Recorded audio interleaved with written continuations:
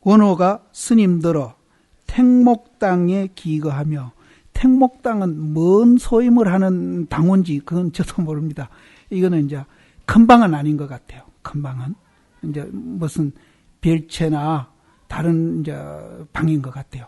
그래서 택목당에 기거하여 일체를 불구하고, 그러니까 이제 일체 소임 같은 거를 이제 못 사게 하는 거죠. 하지 말고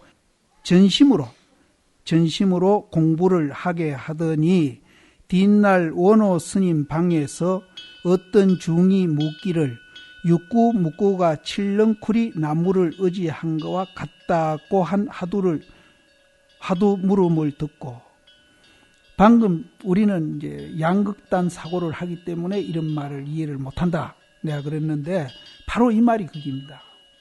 있다 없다, 그것을 나무에 칠렁쿨이 감아있는 것 같이 있기 때문에 우리는 못 알아듣는 겁니다. 근데 여기서 육구 묵구가 칠렁쿨이 나무를 의지한 것 같다고 이제 물음을 듣고, 스님이 드디어 묻기를, 원호 스님한테 묻는 겁니다.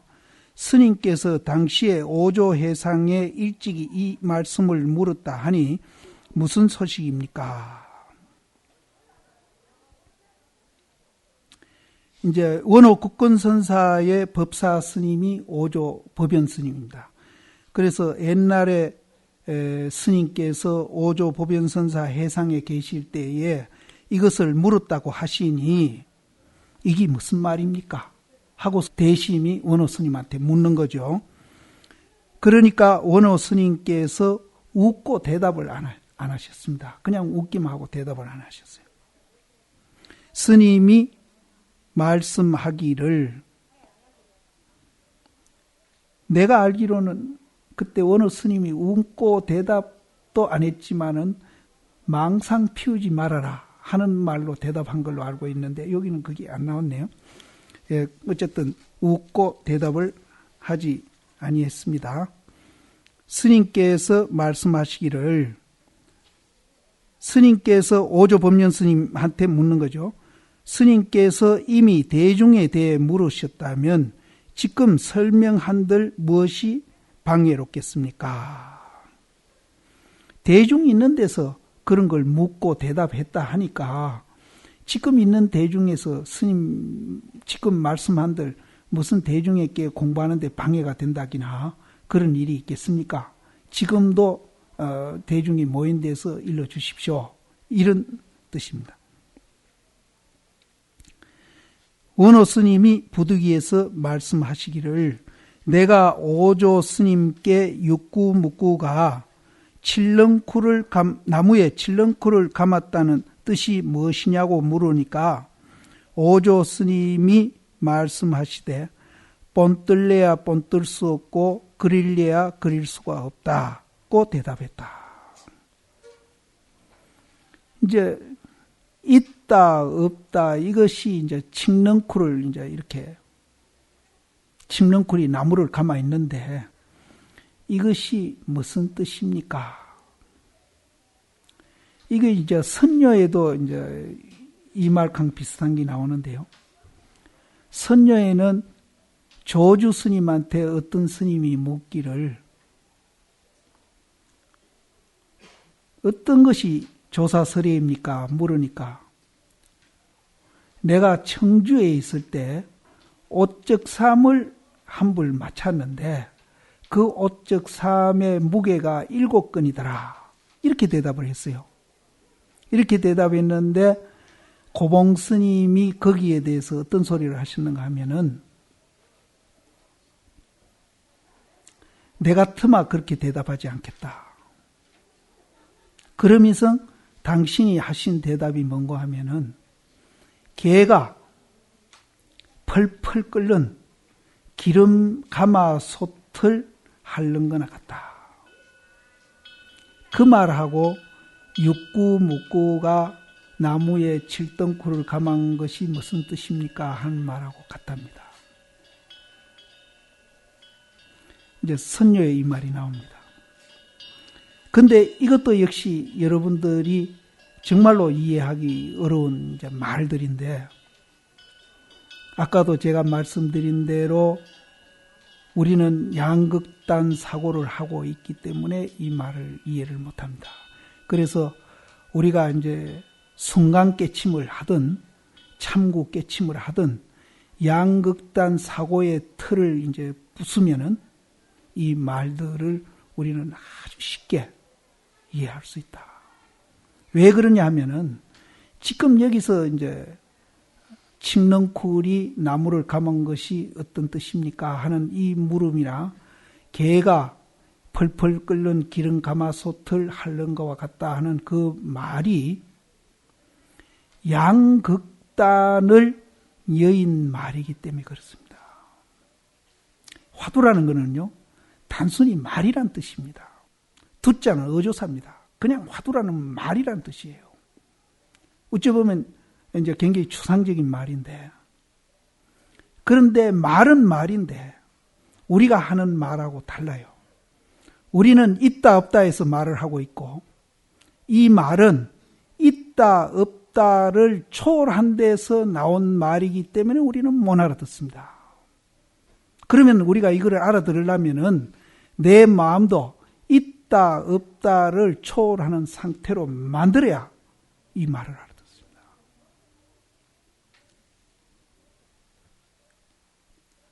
이게 못 알아듣는 게 당연한 겁니다. 그래서 또 그 초월한 말로 표현한 것이 본뜰래야 본뜰 수 없고 그릴래야 그릴 수가 없습니다.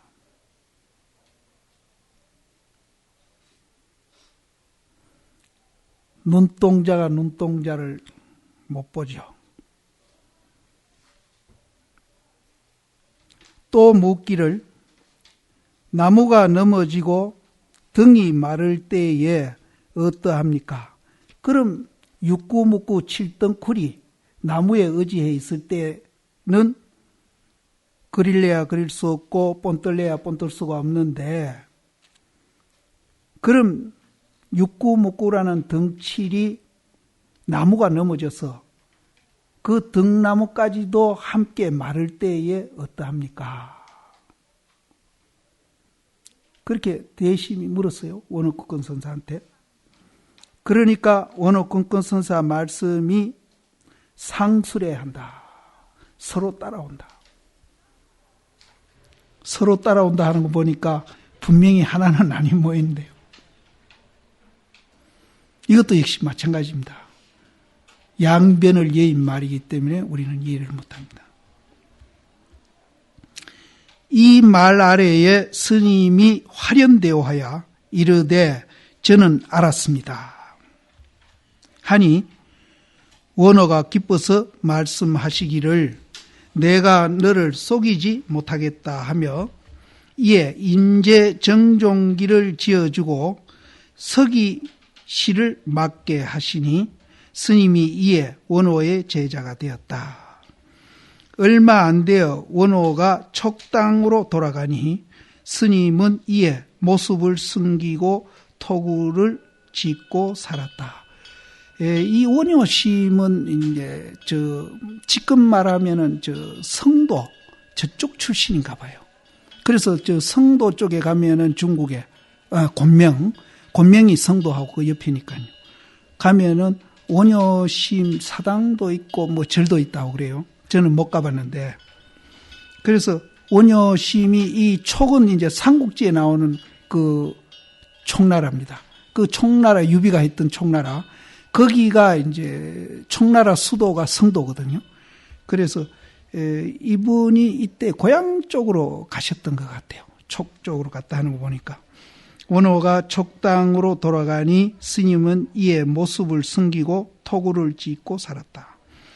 뒤에 호구사에서 여름을 지내며 함경을 보다가 제7지보살이 무생법인을 얻는다는 곳에 이르러서 호련히 담당의 보이심과 앙굴마라가 바루를 가지고 삼부를 구했다는 인연을 헌출히 밝혔다.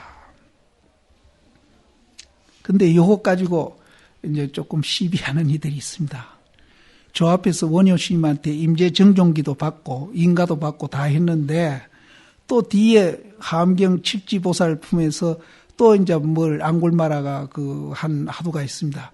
그거를 깨달았다 하니까 그럼 앞에 깨달은 건 뭐고 뒤에 깨달은 건 뭐냐? 이제 그런 이제 질문을 하는데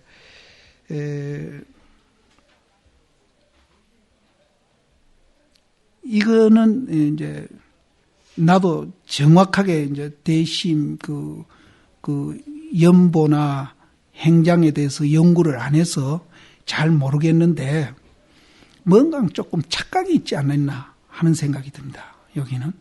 그래서 이제 간혹 이제 도노 점수하는 분들은 이제 일단 도노했다가 다시 이제 또 깨달은 게 아닌가 이런 얘기를 하는 분인데 뭐 저는 거기에 대해서는 이제 확실히는 말씀을 못 드리겠고 단 좀 착각이 있지 않았나 하는 생각이 드는데 앙골마라가 바로를 들어서 이제 그 삼부를 구했다는 그 이 화두가 얘기를 잘 못하겠는데 하여튼 그 부처님 당시에 앙골마라가 그 사람을 그 990명 죽이고 마지막 부처님 죽이려다가 이제 그 제도받은 부입니다.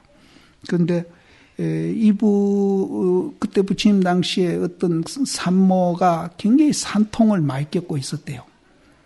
그래서 이제 그 소식을 부처님이 듣고 앙골마라를 보내가지고 네가 가서 그 산부한테 내가 부처님 법을 이제 얻은 후에는 한 사람도 사람을 죽인 적이 없노라. 그 소리만 해라. 그래 가서 산부 앞에 그 소리를 했는데 그렇게 산통을 겪던 그 부인이 순산을 했다 하는 그런 이제 이 화두인데 내가 정확하게 지금 그전에는 얘기했는데 그 안에 내가 잊어버렸습니다. 이제 그런 화두입니다. 그래서 그보다도 앞에 이제 정종기를 받고 깨달았다고 인가까지 다 받았는데 뒤에 또 깨달음 얘기 나오니까 조금 이해하기는 합니다만은 기록에 대한 어떤 착오가 아닌가 저는 이제 그렇게 봅니다. 스님들이 이제 궁금하시면은 이제 더 이제 그 대스님 연보라든지 또 행장에 대한 연구를 이제 해보시마. 내한테 대스님에 대한 연구를 한 대학 교수가 두 분이 내한테 와 있는 게 요번에 내가 가져왔습니다. 틈틈이 보고 스님들한테 말씀드리려고. 그 박사학위 논문이 하나 있고 석사학위 논문이 있는데 요번에 그거를 이제 카피해서 제가 갖고 오긴 왔는데 볼 시간이 있는지 보면서 대신 그 연보나 행장에 대한 얘기가 제가 말씀 안 드리는 거 있으면 틈틈이 제가 말씀해 드리겠습니다. 선하 5년 원호가 입적하였고 선하 7년에 조소를 받고 쌍경사에 주석하다가 이 쌍경사는 지금 소주 황주에 가만 지금도 있습니다. 있는데 제가 전국 선종 사찰을 한번 돌아보다가 이제 그 소주 항주 그 입구에 고항이라는 데까지 가가 병이 나가지고 배낭여행 갔기 때문에 그래 제가 못 가보고 돌아왔는데 요번에 이제 4월 한 15일경에 이제 이 대심하고 저는 고봉심한테 관심이 참 많아서 이 소주 항주 가서 이제 돌아보고 제가 마저 이제 선종 사찰 못 간데 한번 가본다고 계획은 하고 있는데 지금 제가 조사한 바로는 이 쌍경사가 지금도 남아 있습니다.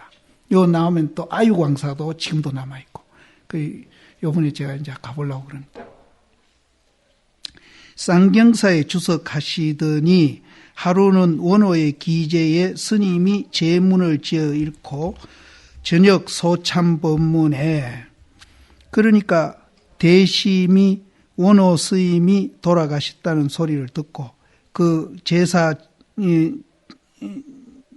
지내면서 손수 제문을 지어 읽고 저녁 소참법문에 중이 장사화상에게 묻되 장사화상은 이분이 어느 분 제자인지 모르는데 장사라는 땅 이름입니다. 거기서 오래 살아가지고 장사화상이라고 그러는데 저는 중국에 장사를 가봤습니다.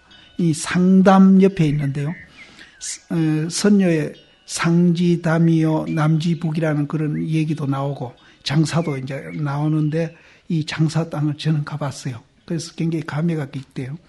그래서 그 장사에 오래 살았다고 해서 그 장사 스님이라고 그러는데, 이 장사 스님이 잠대충인가 그럴 겁니다. 잠대충 이름 별명이. 장사 화상에게 묻되 남전 스님이 전하함에 어느 곳을 향해 갔습니까? 장사 스님이 남전 스님 상자입니다. 이제 자기 법사 스님이 돌아가셨는데 돌아가시면은 어디로 갔습니까? 이렇게 이제 어떤 스님이 물었습니다. 장사 스님한테. 물으니까 장사 스님이 말씀하시되 뭐라고 대답하시는가 하면은 동쪽에서는 나귀가 되고 서쪽에서는 말이 되느니라. 이것도 역시 제가 아까 말씀드린 대로 결국은 이제 유무라든지 양극단을 뛰어넘은 말이기 때문에 뛰어넘은 말입니다.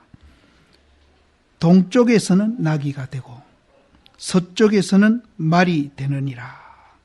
또 그 중이 묻되 그 말의 뜻이 무엇입니까? 하니까 장사 스님이 말씀하시되 타고 싶으면 타고 내리고 싶으면은 내린다.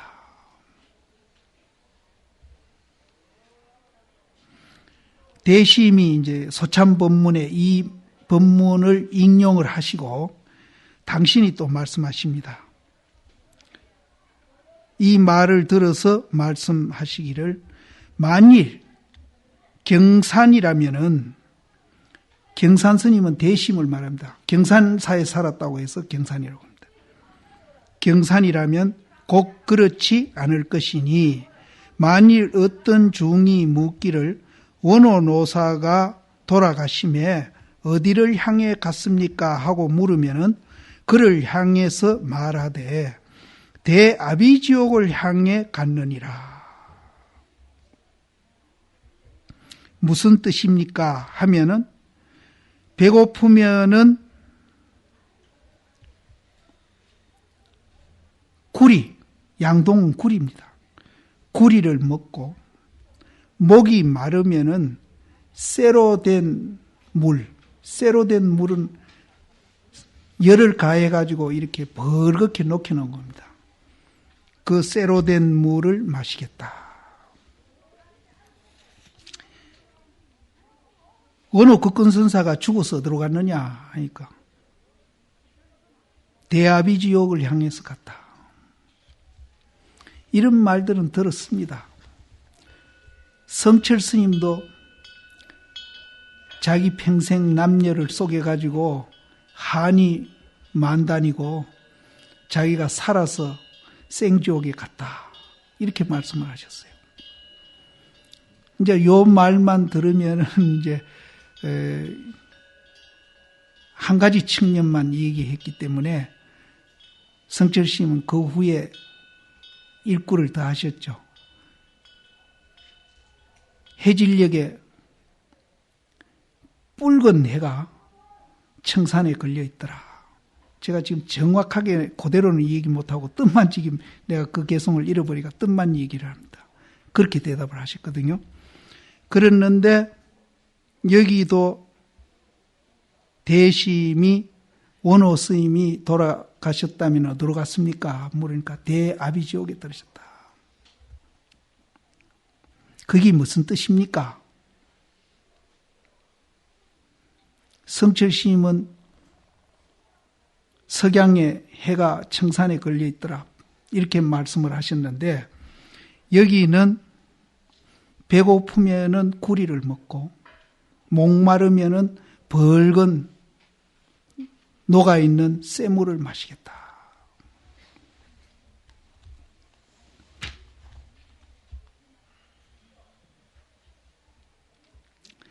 그러니까 그 중이 말하기를 도리어 어떤 사람이 구원하겠습니까? 지옥에 떨어졌다니까. 어떤 사람이 그럼 원효심이 지옥에 떨어져 있는데 원효심을 구하겠습니까? 하니까 구원할 사람이 없다고 얘기했습니다.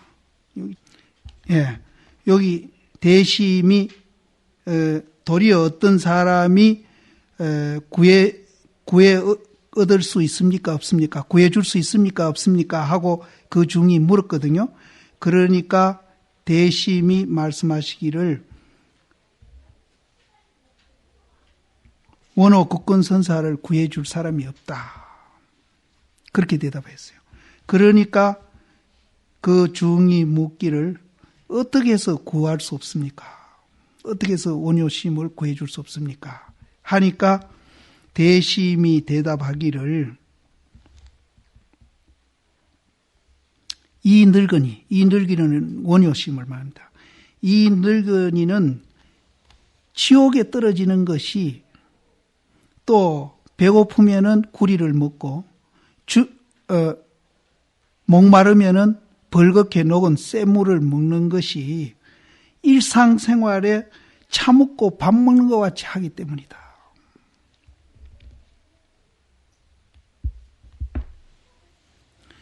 그러니까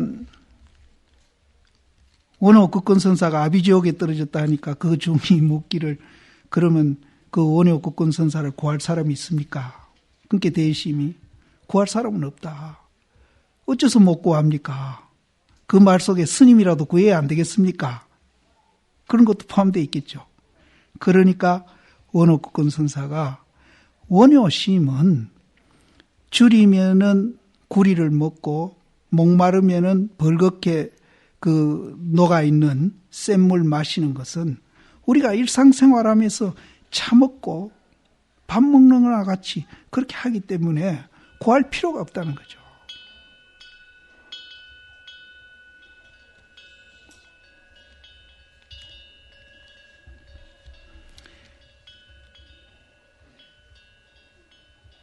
여기는 이 늙은이의 평상시의 살림이니라 이렇게 번역을 했네요. 이 번역은 누구 번역입니까? 뭐 살림이라 해도 틀리지 않는데 일상생활에 차 먹고 밥 먹는 거나 똑같다. 그런 뜻입니다. 그래서 원효심은 이 창자가 어떻게 된 창자인지는 몰라도 구리도 먹고 벌건 그런 녹은 쇳물도 먹는 그런 스님입니다. 그런데 그렇게 생각해서는 안 되겠죠. 여기에 담겨 있는 의미를 우리는 내 사고 양극단하고 있는 사고를 부숴가지고 이 낙처를 알아내야 됩니다. 동산이 물리로 간다라든지 이런 말들이 전부 맥락을 같이 하고 있습니다. 그런데 그것을 사실 그대로 받아들이면은 그런 경우를 말에 쫓아가고 말에 떨어진다고 그러거든요. 말에 쫓아가고 말에 떨어져서는 안 됩니다. 낙처만 알면은 이런 말들이 무슨 말인지 우리가 다 알게 되죠.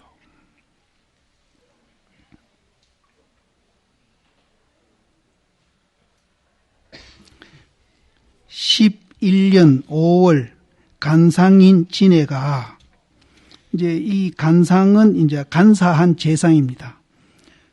간상인 진해가 스님들어 장구성이 당이 되었다고 해서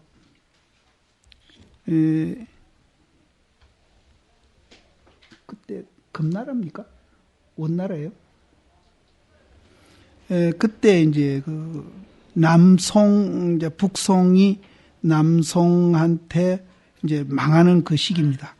금나라인가? 내일 제가 확인해 드리겠습니다. 그때 주전파가 있고 화전파가 있었어요. 그런데 간상인 진해는 화전파입니다. 그리고 장구성이라는 이분은 뒤에 나오는데요. 대심의 그 수법 제자입니다. 이분도 도인이 된 분인데 이분은 주전파예요. 그래서 싸움을 해서 어떤 국난을 타게 해야 된다. 이렇게 이 얘기했던 분이고 간상진해는 막 반항복이죠. 항복을 하더라도 평화적으로 이제 해결해야 된다 했던 분인데, 이 대스님이 장구성이란 이분이 대심 제자고 해가지고 굉장히 이제 그 두 분이 친분이 두터웠는데, 장구성 거사님의 아버지가 돌아가셨을 때 49제를 이제 대심 있는 데 와서 했습니다. 그때 이제 그 개송을 이제 법문을 하면서 개송을 옮았는데요. 그것도 제가 지금 준비를 못해서 말씀을 못 드리는데, 그 개송을 이제 트집을 잡은 겁니다. 그래가지고 이제 대심을 주전파로 몰아가지고 장구성 이분도 기양을 보낼 때 대심도 함께 기양을 보냅니다. 그때 기양을 가실 때가 대심이 52살이에요. 52살인데 기양을 15년 동안 기양살이를 하고, 그래 이제 67에 이분이 기양살이 풀려서 돌아옵니다. 그래서 이분이 굉장히 파란만장한 그런 이제 삶을 살았던 분인데, 이분 성격이 그래요. 성격이 굉장히 과격하고 다혈질이고 또 굉장히 적극적이었습니다. 이분하고 이제 그 비교되는 분이 그 스님 이름도 갑자기 생각. 한 분이 있었는데, 그분은 아주 현실 참여도 안 하고 조용히 지냈던 분이 있어요. 근데 이분은 이제 현실 참여도 하고 성격이 이제 다혈질이고 이제 적극적이다 보니까 이런 이제 그 정치에 휘말려 가지고 기양살이를 15년 합니다.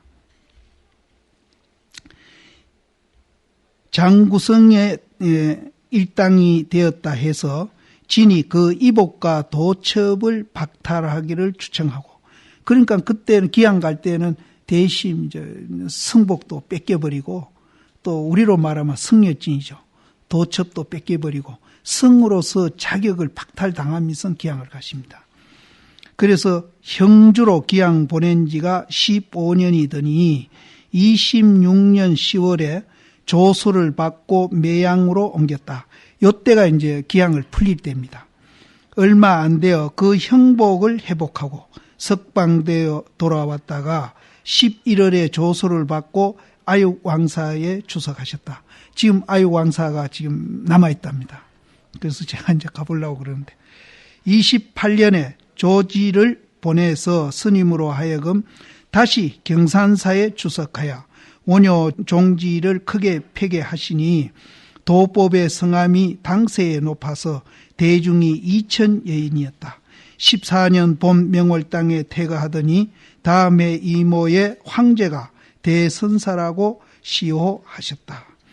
효종 융흥 원년 계민년에 명월당에 거처 하시던 중 하루 저녁에 대중은 한 별이 절 서쪽으로 떨어지며 흐르는 별이 찬란함을 보았다. 스님은 이미 이어 미지를 보이시다가 8월 9일에 대중에게 일러 말씀하시기를 내가 내일 가겠다 하더니 오늘 밤 오경에 손수 유포를 쓰시고, 유포는 이제 임금한테 이제 어째 보면 유언장을 남기는 겁니다. 유포를 쓰시고 아울러 후사를 부촉하였다.